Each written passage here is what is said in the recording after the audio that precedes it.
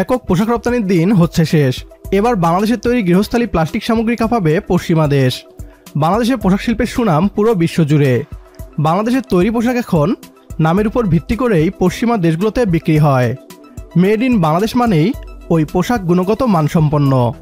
ইউরোপের তৈরি পোশাকের বাজার দখলের পর এবার গৃহস্থালী প্লাস্টিক সামগ্রীর বাজার দখল করতে চলেছে বাংলাদেশ।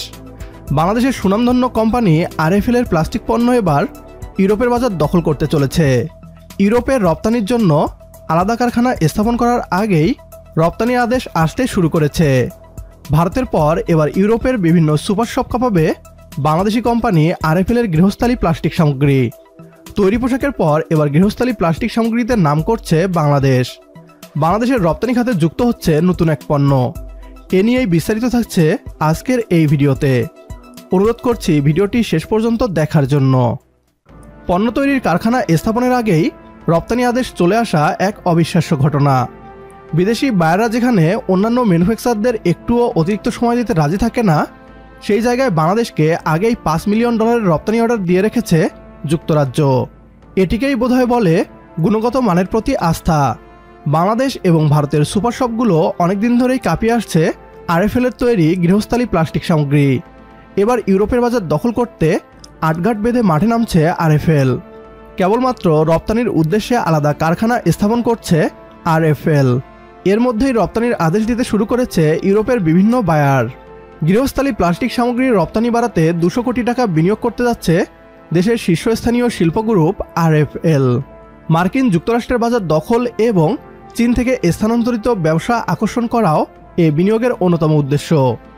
এতে নতুন করে অন্তত 2500 লোকের কর্মসংস্থান হবে। এই বিনিয়োগ করা হচ্ছে গাজীপুরের কালীগঞ্জে আরএফএল ইন্ডাস্ট্রিয়াল পার্কে। কারখানায় উৎপাদন কার্যক্রম শুরু হবে এপ্রিল-মে মাস থেকে। নতুন এ কারখানায় বছরে $42 মিলিয়ন সমমানের পণ্য উৎপাদন করা যাবে। নতুন এই বিনিয়োগের ফলে আরএফএল এর বার্ষিক রপ্তানি বাড়বে 30%। গৃহস্থালী প্লাস্টিক পণ্যের রপ্তানি বাড়াতে চীন থেকে যন্ত্রপাতি আমদানি করছে কোম্পানিটি। প্রাণ আরএফএল গ্রুপের বিপণন বিভাগের পরিচালক কামরুজ্জামান কামাল বলেন, বিশ্বের 80টি দেশে আরএফএল এর প্লাস্টিক গৃহস্থালী পণ্য রপ্তানি হচ্ছে।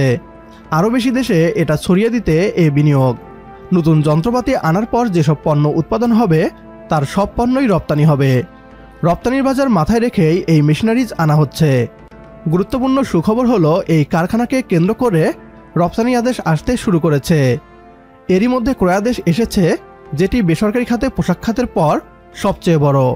শুধু একজন ক্রেতার কাছ থেকেই $6 মিলিয়ন রপ্তানির আদেশ এসেছে।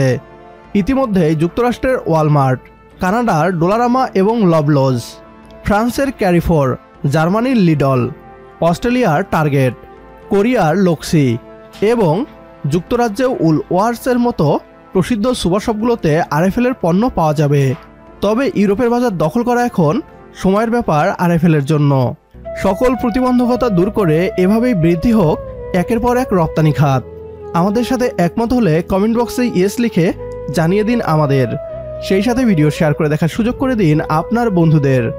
পরবর্তী ভিডিও দেখার আমন্ত্রণ জানিয়ে বিদায় নিচ্ছি আজ। আল্লাহ হাফেজ।